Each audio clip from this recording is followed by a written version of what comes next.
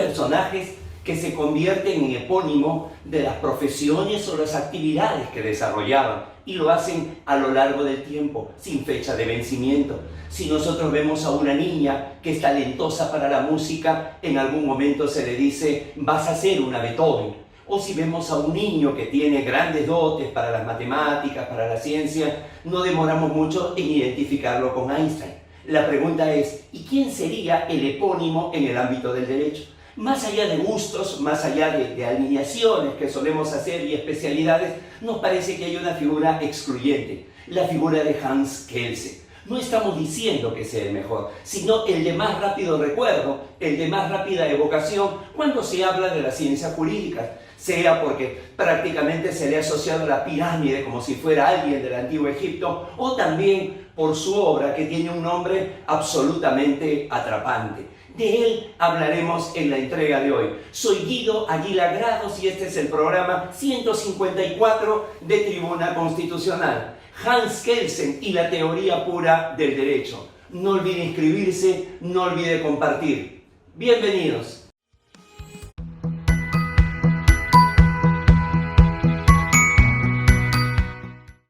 Hans Kelsen nace el 11 de octubre de 1881 y muere el 19 de abril de 1973. Creemos que es fundamental el poder establecer cuál era el espacio-tiempo vital que va a tener el fundador de la Escuela de Viena, porque van a ser justamente los acontecimientos que le son contemporáneos quienes van a tener una gran influencia en su pensamiento y en su obra. Recordemos que a lo largo de ese tiempo se producen las dos guerras mundiales, consecuentemente las dos posguerras, incluida la crisis económica de 1929, pero también el ascenso del nazismo. Recordemos que Hans Kelsen era judío y que él, justamente como otros intelectuales, cuando ya el nazismo llega a casi toda Europa, participa de esa diáspora y termina yendo en Estados Unidos. Solamente así es posible entender cuál ha sido el recorrido de Kelsen en su cátedra. Comenzó en la Universidad de Viena para luego trasladarse a la Universidad de Colonia. Cuando ya Hitler asume el poder, se traslada a Ginebra, donde justamente va a escribir la teoría pura del derecho, para luego hacerlo en Praga. Ya hacia 1940, ya con el nazismo dominando Europa, es que realiza su viaje a Estados Unidos, donde va a enseñar en las universidades de Harvard y Berkeley. Insisto, todo esto es importante porque cuando él habla de una teoría pura del derecho, habla justamente de esa pureza de la ideología que debe tener. Y como no, es uno de los orgullos de Austria, así como ese pequeño país que es más que tiene menor extensión que el departamento de Ucayali en el Perú. No solamente ha dado un ícono de la música como Mozart, el niño prodigio, el autor de la flauta mágica, sino que en la medicina también a Sigmund Freud, el de la interpretación de los sueños o el que relacionaba la conducta humana con la sexualidad. Bueno, pues sube al podio Hans Kelsen con su teoría pura del derecho en medio de este contexto histórico.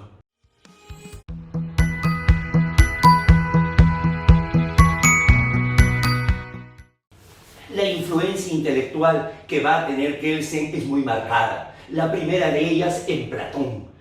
¿Cuánto influye el filósofo de las espaldas anchas, el discípulo de Sócrates y maestro Aristóteles? Muchísimo. Sobre todo en el carácter dual que van a tener de ver el mundo. De Platón es que toma este primer mundo referido al mundo de las ideas y de las formas, y el otro mundo, el mundo de los sentidos. Pero para él, de data más reciente, es la influencia de Immanuel Kant, sobre todo con un imperativo categórico que va a marcar toda la obra y el pensamiento kelseniano. Obra según una máxima que pueda valer como una ley universal. Y también Kant, evidentemente influido por Platón, también va a hablar de ese llamado dualismo, en el cual va a haber un mundo inteligible o intelectual, que va a ser el mundo de los nóumenos, como él llamaba, y que esto va a ser el punto de partida de la dogmática jurídica del siglo XIX. Y más bien va a haber otro mundo, el nuestro, el mundo empírico, el mundo de los hechos, el mundo de los fenómenos. Ambos, Platón y Kant, van a estar permanentemente en el pensamiento, en el razonamiento y en la obra del jurista austriaco.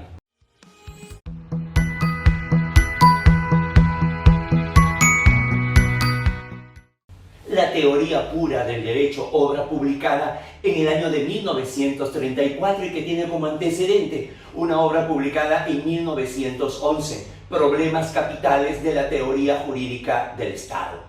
Aquí, con este nombre asaz marketinero, teoría pura del derecho, quiso señalar que justamente esa pureza consistía en liberar a la ciencia jurídica de todo elemento extraño. Llamaba elemento extraño a la antropología, a la sociología, a la psicología, a la ética. Va a querer desligar el derecho de la moral. Por eso se dice que es el gran representante de la escuela del positivismo formal, ¿no? Porque para él, de alguna manera, la justicia era un valor absoluto para el derecho. Y por lo tanto, una teoría jurídica tenía que ser una teoría pura. Esto es, exponer al derecho sin legitimarlo por justo o deslegitimarlo por injusto, sino que a partir de acá inicia este positivismo jurídico prácticamente concentrando el valor del derecho en la norma.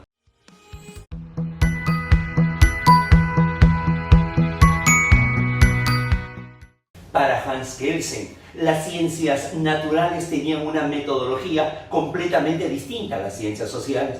En las ciencias naturales se basaba en el principio de causalidad, por los cuales no hay ninguna intervención humana. En cambio, en las ciencias sociales, y entre ellas el derecho, lo que requiere el principio de imputación, donde aparecían dos actos humanos. El primero, la descripción del acto ilícito, y el segundo, la sanción. Este principio de imputación para él va a ser el método propio de las ciencias jurídicas, es decir, esto de acá, el derecho para él va a ser orden y va a ser coacción, de tal forma que el acto jurídico no se calificaba, ¿no? O un acto como tal, no se calificaba como jurídico o antijurídico por su factibilidad, por la posibilidad de realizarse, sino realmente por su significado. Y entonces va a fortalecer la definición de norma, ¿no? Entonces norma es toda aquella prescripción que permite, ¿no? Y o autoriza un comportamiento. Ya en la teoría pura del derecho, norma, el desarrollo de la norma aparece ya en una segunda edición, en la madurez de Kelsen allá por 1960, y donde va a señalar que definitivamente la norma es aquello que señala lo que está debido, lo que está permitido y que lo que es potestativo. Además de establecer dos tipos de norma, una norma independiente y una norma dependiente. Para Kelsen, la norma dependiente es aquella que ordena o prohíbe un comportamiento y establece una sanción. Es el debe ser. Y en cambio una norma dependiente es aquella que no prevé los elementos de la norma independiente, pero que limita la validez de las normas, designa los órganos que la van a dar y determina competencias. Para poder ejemplificar esto, una norma independiente sería el artículo 106 del Código Penal peruano, que describe y sanciona el homicidio. Y una norma dependiente sería el artículo 20, en el cual establece cuáles son las conductas que eximen de la pena. Unidas ambas, el artículo 106 más el artículo 120 describe la norma, describe la conducta, la sanción y la exime de pena en casos excepcionales, y a partir de ahí esa sumatoria para él es una norma independiente.